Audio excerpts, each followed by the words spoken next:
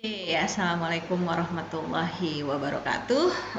Good morning all. Nah, sekarang happy Monday all ya. Hari Senin lagi ya, kita mulai lagi pembelajarannya. Saya harap semuanya bersemangat untuk kita melanjutkan pembelajaran kita di kebutuhan dasar manusia mengenai konsep kebutuhan eliminasi.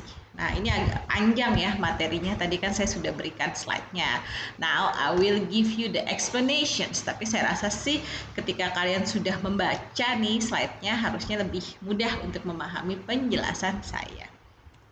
Oke, pertama kita lihat outline-nya. Kita akan mulai dengan askep pasien dengan gangguan kebutuhan eliminasi urin. Sudah kita udah tahu askepnya, kita ke proses keperawatan. Kemudian yang kedua adalah askep pasien dengan gangguan kebutuhan eliminasi bowel dan proses keperawatan.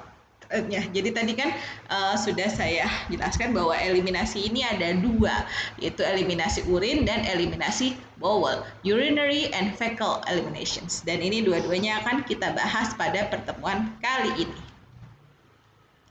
Nah, askep pasien dengan gangguan kebutuhan eliminasi urin. Pertama kita lihat dari definisi. Definisi apa sih? Definisi itu adalah artinya. Artinya secara konsep eliminasi urin adalah proses pengosongan kandung kemih bila kandung kemih terisi. Jadi kan kita mempunyai organ namanya kandung kemih. Nah, ketika kandung kemih itu terisi, secara normal kita harus mengeluarkan kandung kemih itu. Nah, bagaimana anatomi dan fisiologinya? Di sini kita lihat, kita ada organ yang namanya ini ginjal. Ginjal kita itu ada salurannya, kayak pipanya itu namanya ureter ya, ureter. Nah, ureter ini menyalurkan sampah-sampah dari ginjal ini gitu, cairan dari ginjal ke bladder. Ini bladder yang namanya kandung kemih ya, kandung kemih. Nah, ini ureter sampai ke sini, dan di sini setelah dari kandung kemih itu ada lagi saluran yang lebih kecil lagi dari ureter namanya uretra. Nah, gitu. Di sini namanya ureter opening, kemudian di sini ada namanya uretra. Jadi secara umum kita kemarin kan sudah belajar konsep cairan. Cairan kita minum, cairan kita menghidrasi tubuh kita. Nah, tapi kan cairan itu nggak mungkin bertahan terus di tubuh kita. Nah, cairan itu harus dikeluarkan juga karena kita hanya ngambil hal-hal yang dibutuhkan sama tubuh kita, mengabsorpsi yang dibutuhkan. Yang sudah menjadi sampah-sampah itu harus dikeluarkan. Nah, salah satu cara mengeluarkannya adalah dengan eliminasi urin, dan ini organ-organ yang berperan, yaitu dari ginjal menyalurkan lewat ureter ke kandung kemih atau bladder, kemudian ada ureter opening dan uretra. Ini adalah anatomi dari organ-organ yang berperan pada eliminasi urin. Oke, kemudian gimana secara supaya agak lebih kelihatan ya, maka lihat gambarnya. Ini ginjal ya, jadi ginjal kita itu ada dua, ada kiri kanan. Orang bisa hidup dengan satu ginjal. This is happens a lot, banyak banget kejadian ya kita orang-orang ketika ginjalnya rusak satu ya udah diambil satu gitu. Tapi kalau dengan tanpa ginjal itu nggak bisa, tapi dengan satu ginjal it can happen, itu boleh. Oke, ini ureter tadi yang saya bilang kayak saluran pipanya, inilah ureternya. Kemudian ini kandung kemih ya, ini kandung kemih kita, jadi kayak kantongnya atau disebut dengan bladder. Ini tempat penampungan urin sebelum nanti akhirnya disalurkan. Nah, posisinya pada laki-laki dan perempuan itu berbeda karena kan memang anatomi laki-laki dan perempuan itu berbeda ya. Jadi kalau ini paling yang harus kalian perhatikan terutama pada saat pemasangan kateter. Kan kalau eliminasi urin, pasien yang tidak bisa mengeliminasi dengan normal, kita bantu dengan pemasangan kateter. Kalau laki-laki itu mudah, kalian masang kateternya jelas ya.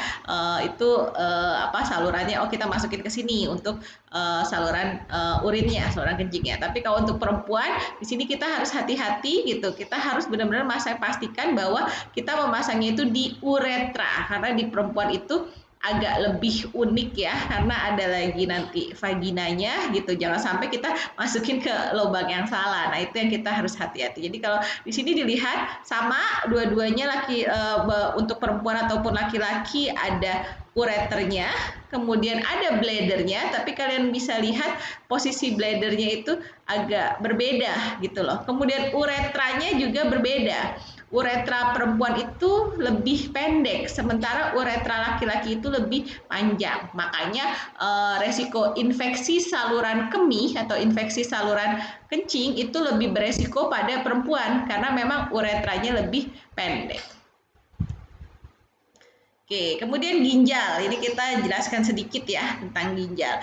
Ginjal itu terletak di rongga perut, di belakang peritoneum, kemudian melekat langsung pada dinding abdomen. Bentuknya iya seperti kacang merah, agak ngelingker gitu ya, kacang merah kalau kalian suka makan sup kacang merah atau es kacang merah, ini bentuk ginjal.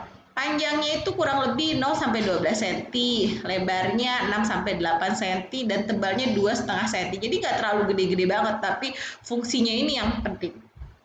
Beratnya 200 gram. Jadi ya kayak berat 200 gram itu kayak sebotol aqua kan 250 gitu, 200 gram gitu beratnya.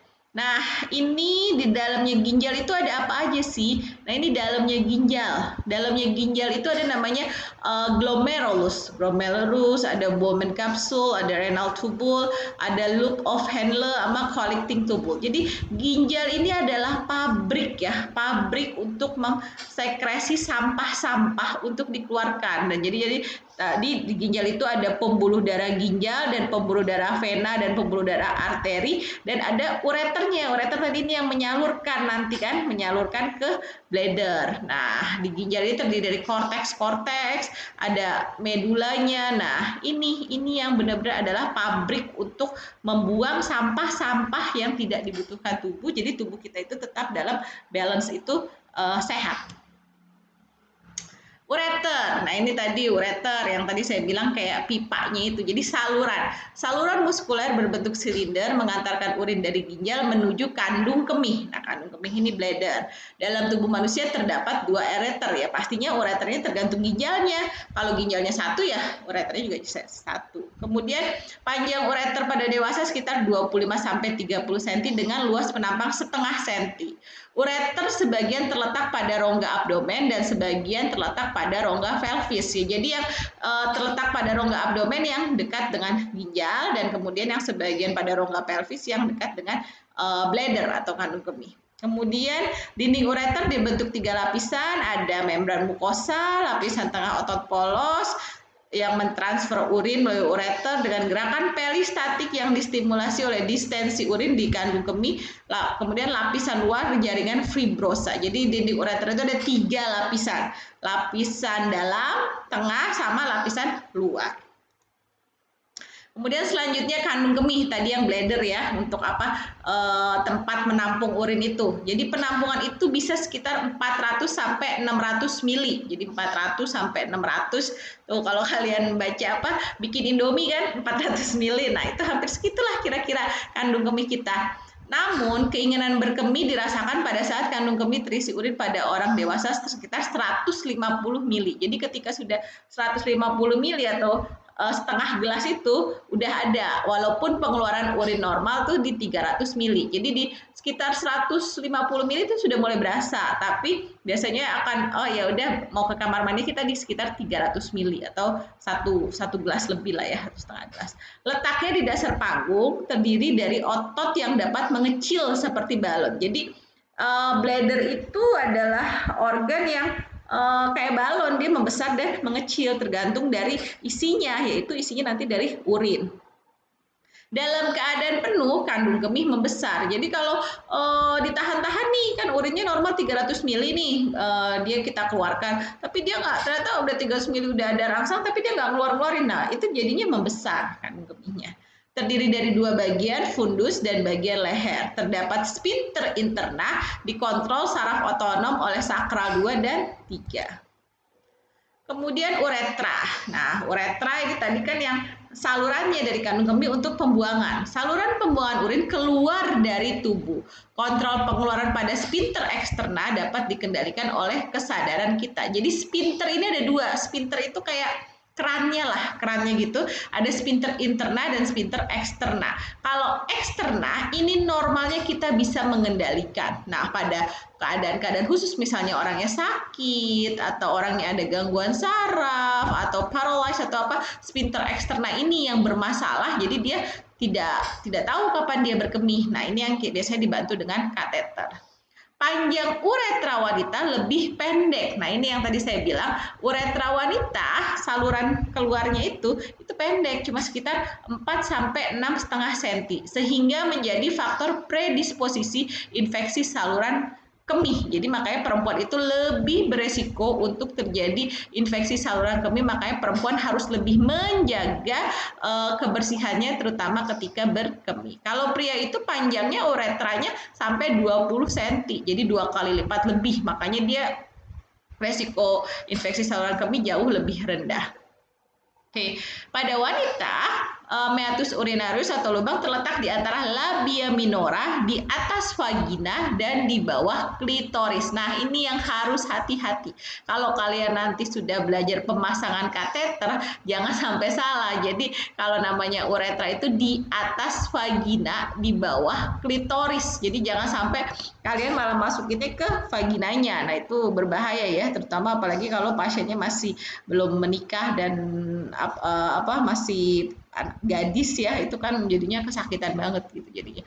Kemudian pada pria meatus terletak pada ujung distal penis. Jadi kalau pria mah jelas kita pasang kateter itu gampang, nggak perlu nyari-nyari. Tapi kalau pada perempuan kita harus memastikan ini adalah uretranya, bukan vagina.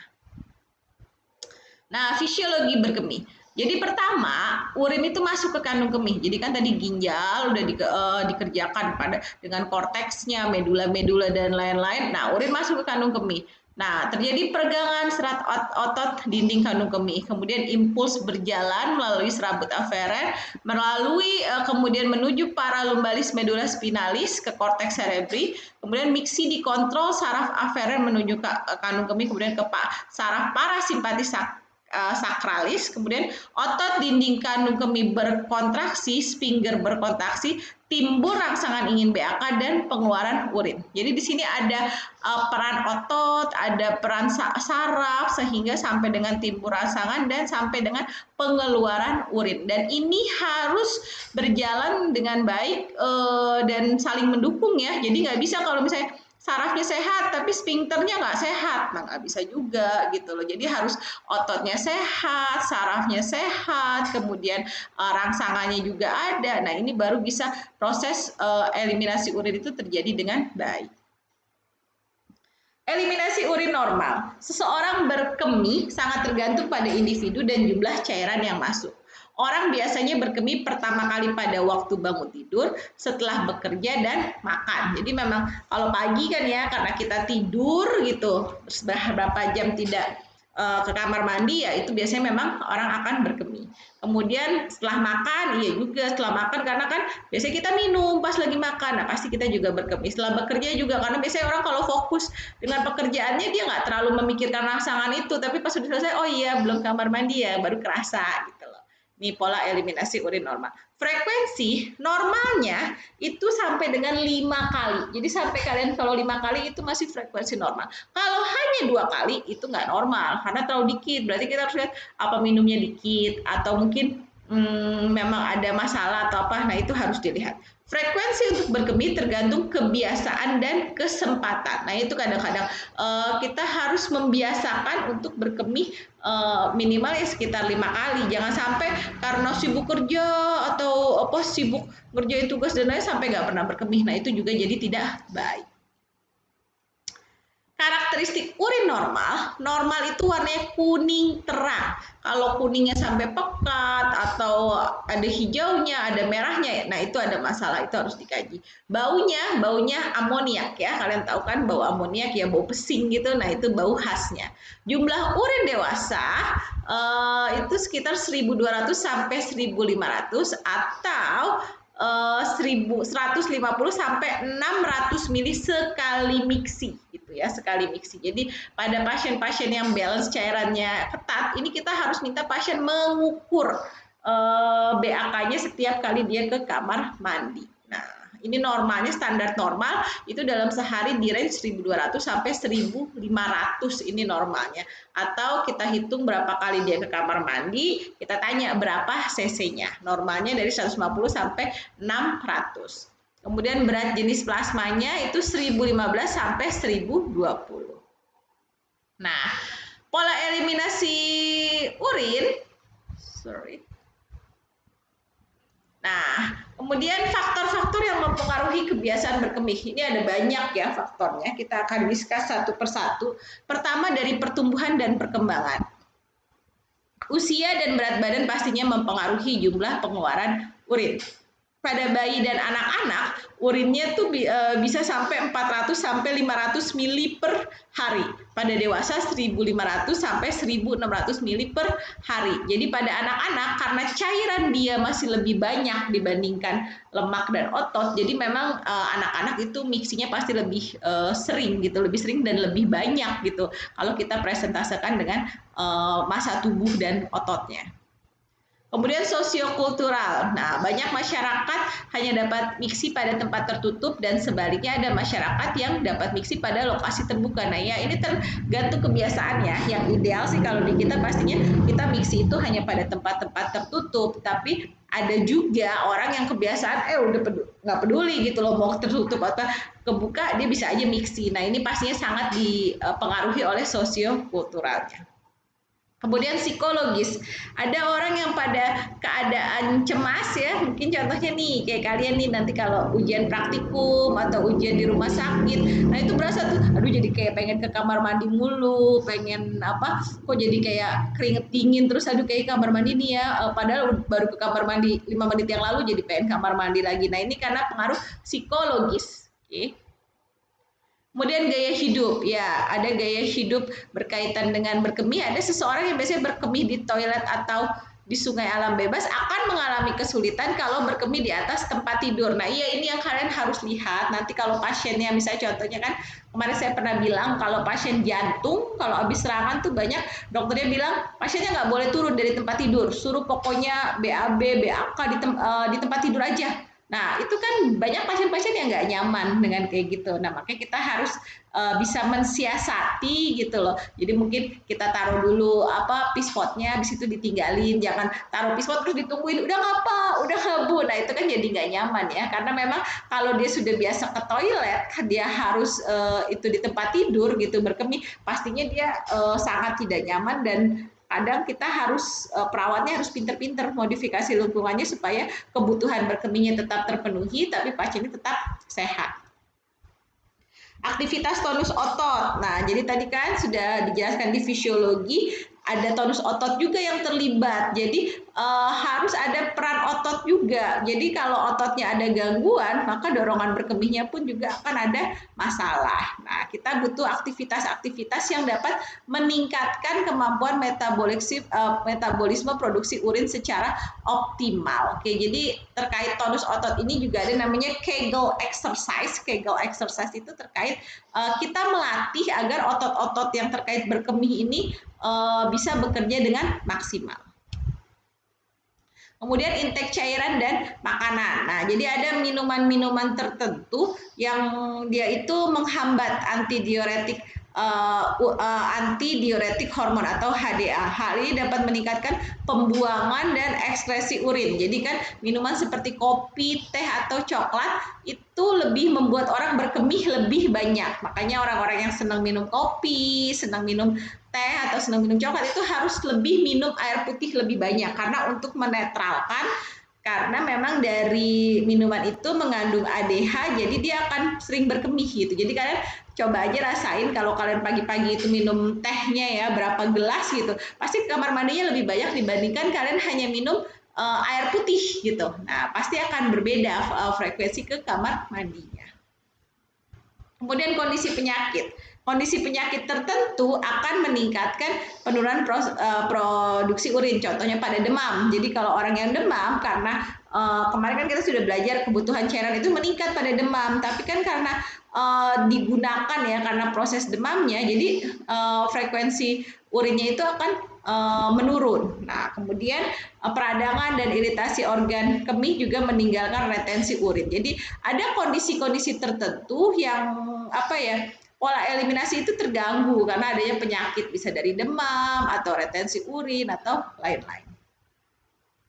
Kemudian pembedahan, ya ada tindakan-tindakan pembedahan tertentu yang jadinya otot-otot saraf untuk berkemih itu jadi dia terlalu rileks, jadi nggak ada rangsangan. Nah, pembedahan yang biasa pakai sedatif ya, anestesi umum. Nah, itu kan biasanya kita harus ngecek lagi ini organ-organ saraf-saraf untuk berkemihnya, BAB, BAK-nya udah normal atau belum, karena kan efek dari sedatif dia diberikan obat untuk membuat lemas semua sistem organnya, kadang mengganggu juga untuk pengeluaran BAB dan BAK-nya. Nah, itu yang kita harus lihat, jangan sampai setelah operasi dia nggak bisa BAB BAK secara normal, harus dibantu obat mulu. Nah, itu tidak normal dan tidak baik.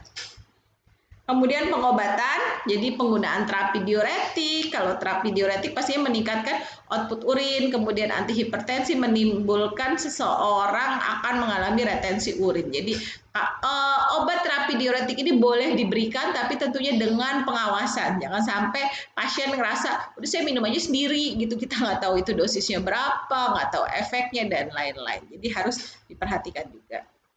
Kemudian pemeriksaan diagnostik, ada pemeriksaan-pemeriksaan tertentu yang memang kita membatasi intake pasien ya untuk mengurangi output urin. Salah satunya adalah intravenous pilogram. Kemudian ada lagi pemeriksaan sitoskopis, bisa menimbulkan edem lokal, spasme. Ini contoh-contoh pemeriksaan yang mempengaruhi pola eliminasi. Kemudian apa-apa aja sih masalah dalam eliminasi urin? Ada beberapa masalah ya. Pertama itu bisa adanya retensi. Kalau retensi kan retentions, jadi penumpukan urin. Urin itu tertumpuk gitu loh, tertumpuk di kandung kemih tapi nggak bisa keluar. Ada lagi inkontinensia. Nah, inkontinensia ini terkait dengan tadi kan saya bilang uretra itu kayak salurannya, tapi ada sphincter eksterna. Sphincter eksterna itu kayak kerannya.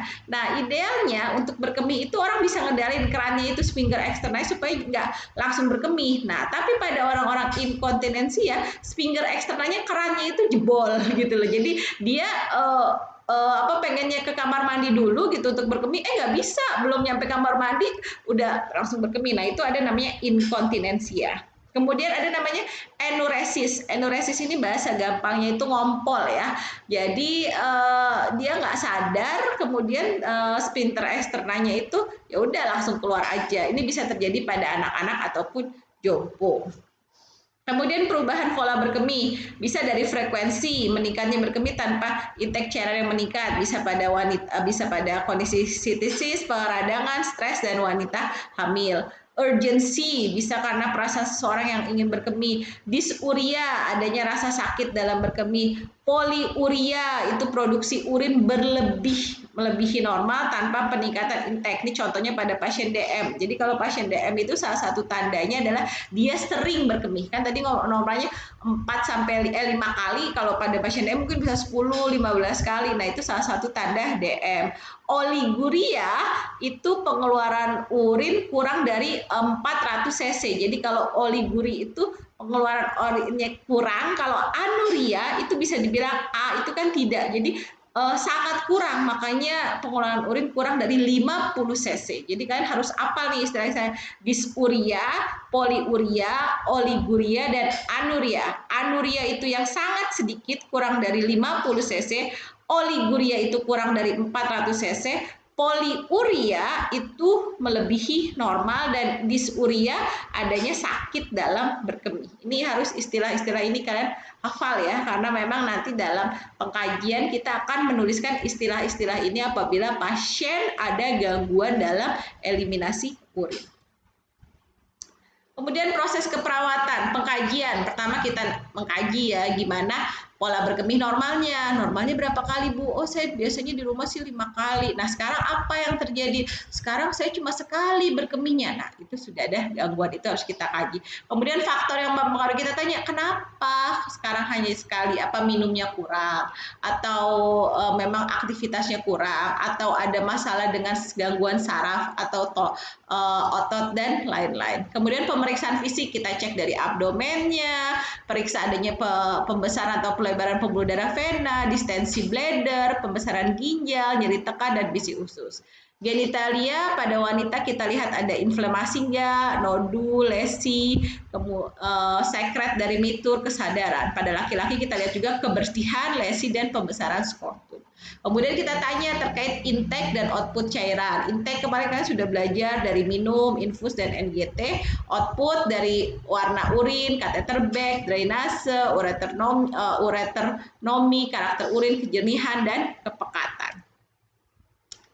Nah, kemudian kita juga mengkaji terkait pemeriksaan diagnostik. Kita lakukan urinalisis. Urinalisis adalah pemeriksaan urin lengkap dari warnanya, baunya, pH, berat jenis, glukosa, keton, dan kultur urin. Kemudian selain itu dari pengkajian kita merumuskan diagnosa. Ada beberapa diagnosa yang kita bisa formulasikan. Pertama bisa hambatan eliminasi urin, yaitu definisi adalah disfungsi eliminasi urin.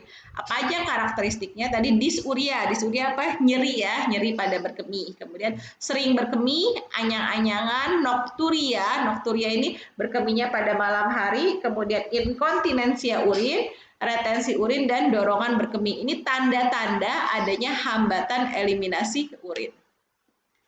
Kemudian inkontinensia urinarius fungsional. Itu adalah ketidakmampuan individu yang biasanya kontinen untuk mencapai toilet tepat waktu untuk berkemih sehingga mengalami pengeluaran urin yang tidak disengaja. Jadi tadi ini yang saya jelasin, idealnya kan orang itu berkemih ke toilet ya. Nah ini tiba-tiba dia belum nyampe toilet udah berkemih. Nah itu ada namanya gangguan inkontinensia urinarius fungsional. Jadi dia belum bisa mencapai toilet tapi sudah ada pengeluaran urin. Batasan karakteristiknya mengosongkan kandung kemih dengan tuntas, inkontinensi urin dini hari, sensasi ingin berkemih, berkemih sebelum mencapai toilet, dan waktu untuk ke toilet memanjang setelah ada sensasi dorongan. Jadi ini karakteristik yang bisa muncul pada orang yang terjadi inkontinensia urinarius fungsional. Kemudian ada yang namanya retensi urin. Kalau retensi urin kan retensi itu dia bertahan. Jadi pengosongan kandung kemih tidak tuntas. Tadi kan kita tahu kandung kemih itu ketika 150 mili sudah mulai terasa tuh. Tapi dianya keluar pada 300 mili. Nah ini kan 300 mili nih misalnya udah keisi. Nah ini nggak tuntas 300 mili keisi, kan harusnya 300 mili itu keluar nih. Pada bladder ini udah ketampung 300 mili. Harusnya itu kan keluar semua. Nah ini ternyata ketika dia ke kamar mandi, ke toilet, yang keluar cuma 50 atau 100 mili, 200 itu ketahan. Nah ini ada namanya retensi urin. Batasan karakteristiknya bisa karena tidak ada haluan urin, tidak ada keluaran urin, berkemih sedikit, distensi itu kayak melebar gitu kandung kemihnya, bladdernya, menetes, sering berkemih, inkontinensia aliran berlebih, residu urin, sensasi kandung kemih penuh, dan berkemih sedikit. Nah ini keadaan-keadaan yang menyebabkan terjadinya retensi urin. Kemudian kita lanjut ke yang eliminasi kedua, yaitu asuhan keperawatan pasien dengan gangguan kebutuhan eliminasi fekal. Nah, ini anatomi dan fisiologinya.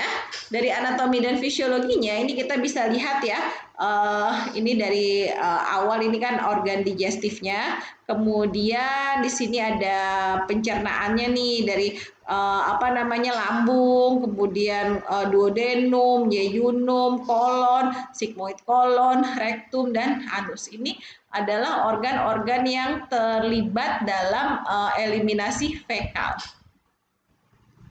Faktor yang mempengaruhi eliminasi fekal. Pertama dari usia ya. Pada bayi usia 2-3 tahun lambungnya tuh kecil, enzimnya tuh kurang. Jadi dia belum mampu mengontrol untuk BAB-nya. pada usia lanjut kadang gastrointestinal juga mengalami perubahan, jadi merusak proses pencernaan dan eliminasi.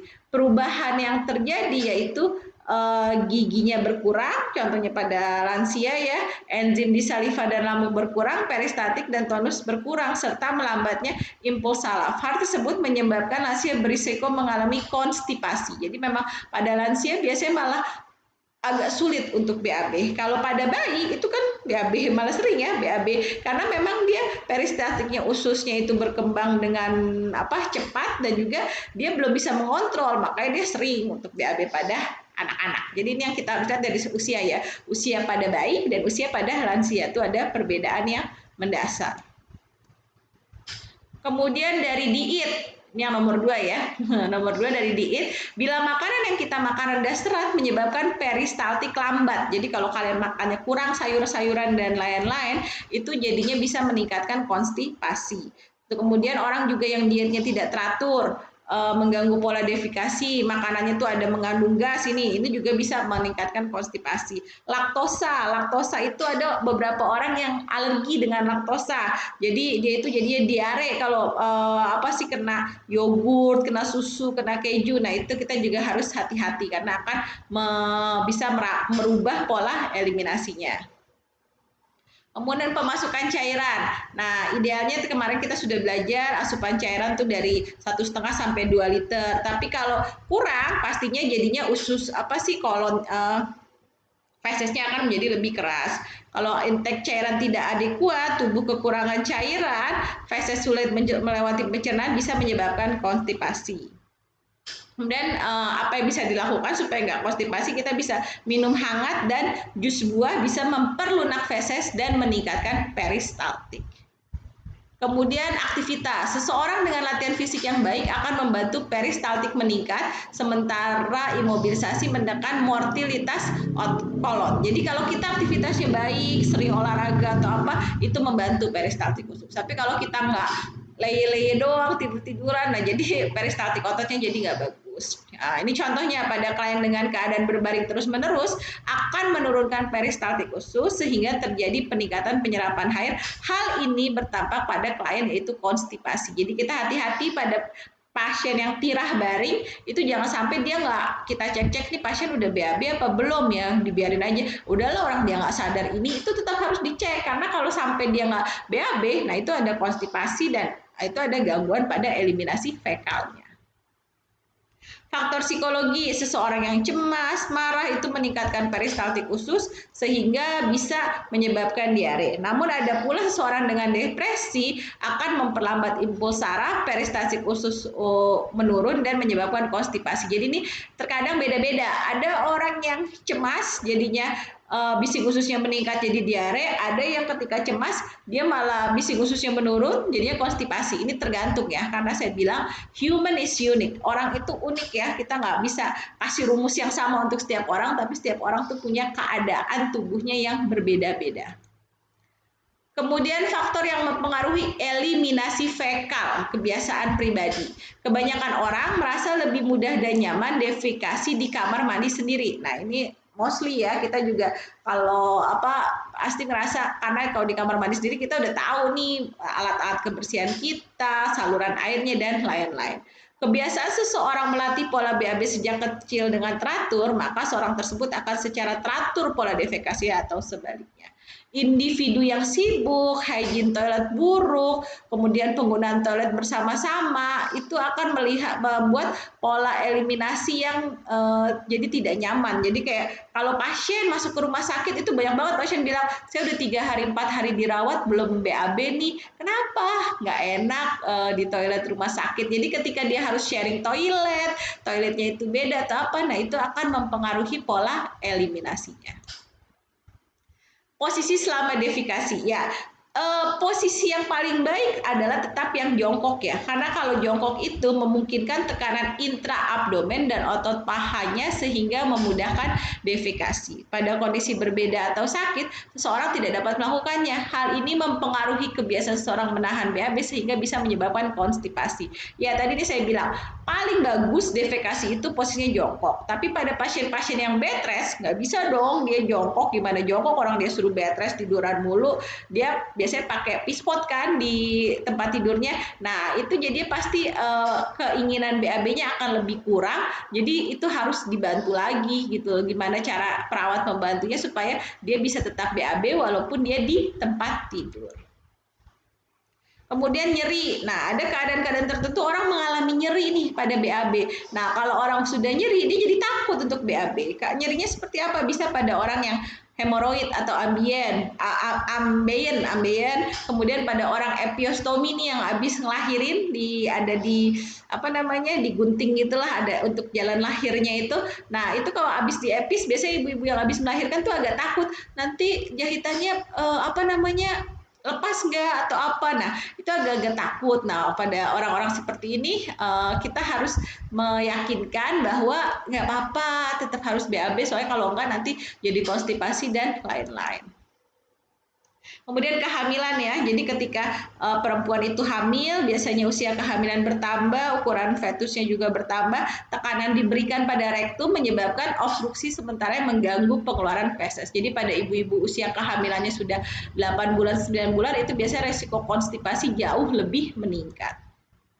Nah, ini faktor-faktor yang mempengaruhi eliminasi fekal dari prosesnya, ada fekal, ini juga keadaan-keadaan ya, bisa dari fekal infections. Ini adalah kondisi fesesnya itu tertahan. Kalau diare juga pasti mempengaruhi eliminasi fekal, inkontinensia tadi juga, flatulence ini kentut maksudnya, kemudian ada hemoroid ambien. Jadi ini faktor-faktor ini juga sangat mempengaruhi eliminasi fekal. Apalagi faktor yang mempengaruhi eliminasi fekal dari proses diagnostik, anestesi tadi yang saya juga jelaskan pada eliminasi urin sama ya, orang kalau udah dikasih general anesthesians itu biasanya akan terjadi pelambatan pada organ-organnya dan sistem eliminasi adalah pastinya akan terganggu dan kita harus mengkaji lagi udah balik normal nggak nih sistem eliminasinya. Obat-obatan, kondisi patologis dan iritans ini bisa mempengaruhi eliminasi fekal. Masalah defekasi yang umum, ini tadi sudah dijelaskan juga, masalah-masalah yang mungkin muncul itu bisa dari konstipasi, fecal inspection, diare, inkontinensia, flatulence, dan hemoroid. Apa aja sih penjelasannya terkait ini? Pertama, konstipasi. Konstipasi itu adalah menurunnya frekuensi BAB. BAB-nya bisa keras, kering, BAB tertahan, kemudian dia sakit pada saat defekasi, nyeri abdominal, distensi abdomen, tekanan, traba massa ya, karena saking kerasnya jadi kalau dimasukin itu masih ini ada massanya, bisa menyebabkan sakit kepala, nafsu makan kurang, dan selalu membutuhkan bantuan untuk defekasi. Ini adalah tanda-tanda dari konstipasi. Jadi konstipasi itu secara umum sih adalah kesulitan untuk BAB sehingga BAB-nya itu bisa disebabkan karena BAB keras atau kering atau karena nyeri dan lain-lain. Faktor yang mempengaruhi konstipasi pertama bisa karena pola BAB tidak teratur. Kemudian penggunaan laksatif. Laksatif kan adalah obat untuk mempermudah BAB. Tapi kalau tidak dikontrol dengan baik, jadinya nanti malah bisa menyebabkan konstipasi. Kemudian meningkatkan stres. Diet yang tidak seimbang, kurang cairan, obat-obatan, kurang aktivitas. Tadi yang saya bilang kalau orang yang hanya bed rest tidur-tiduran itu berisiko konstipasi, usia dan juga proses penyakit. Diare, kalau diare adalah keluarnya cairan dan meningkatnya frekuensi BAB akibat cepatnya massa feses melalui usus besar akibat gerakan peristaltik. Jadi pada diare ini tanda dan gejala utamanya adalah bising ususnya meningkat ya. Jadi belum sempat terserap ada absorpsi, tapi karena bising ususnya itu terlalu cepat, jadi keluarnya banyaknya cairan, BAB-nya cair. Kalau inkontinensia, hilangnya kemampuan secara sadar untuk mengontrol BAB dan pembuangan gas melalui sphincter anal. Jadi kalau inkontinensia udah nggak bisa ngontrol, jadi dia mau BAB-nya langsung keluar dan gasnya juga langsung keluar. Kemudian kalau flatulence feses yang keras akibat retensi dan akumulasi feses yang lama. Gejalanya tuh bisa anoreksia, distensi abdomen, mual, dan muntah. Penyebabnya karena kebiasaan BAB yang tidak teratur dan konstipasi, penggunaan barium untuk radiologi, menurunnya aktivitas, diet rendah serat, dan kelemahan otot. Oke, kalau hemoroid ini terkait dengan apa namanya? Ambeien gitu, terjadi pelebaran vena. Jadi itu pembuluh darah vena di anus, penyebabnya karena meningkatnya tekanan pada daerah anus, konstipasi yang kronik, tekanan yang kuat selama BAB, dan kehamilan dan obesitas. Ambeien itu hemoroid ada dua, bisa internal terjadi pada anus atau eksternal prolaps melalui anus. Kemudian contoh masalah defekasi lagi ada namanya fecal infections, udara atau gas di dalam saluran pencernaan, bisa karena adanya bakteri, bisa karena udara yang bergerak lambat, atau udara yang berdifusi dari pembuluh darah ke usus. Dewasa terjadi di flatus di usus besar 7-10 liter selama 24 jam. Gas terdiri dari CO2, metana, hidrogen, oksigen, dan nitrogen.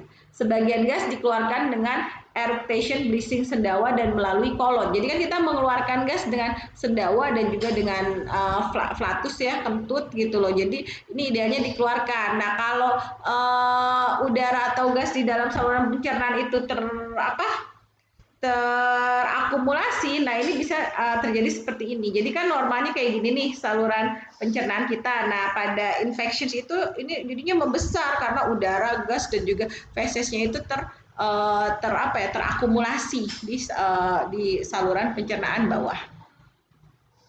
Kemudian proses keperawatannya kita mengkaji dari pola defekasi, dietnya, cairannya, aktivitas, obat-obatan, stres, dan pembedahan. Kemudian pemeriksaan fisiknya kita lihat abdomen, rektum, dan anus. Ini kita kaji semuanya.